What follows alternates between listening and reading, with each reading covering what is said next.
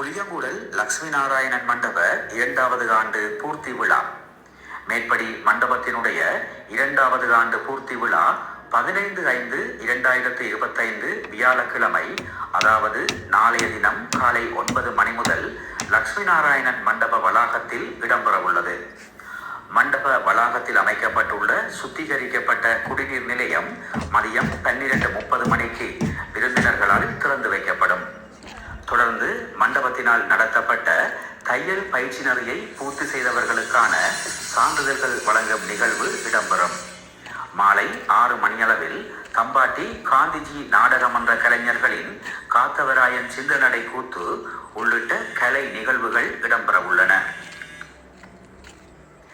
நாளைய தினம் மதியம் மற்றும் இரவு நேரங்களில் விசேட அன்னதானமும் இடம்பெறும்.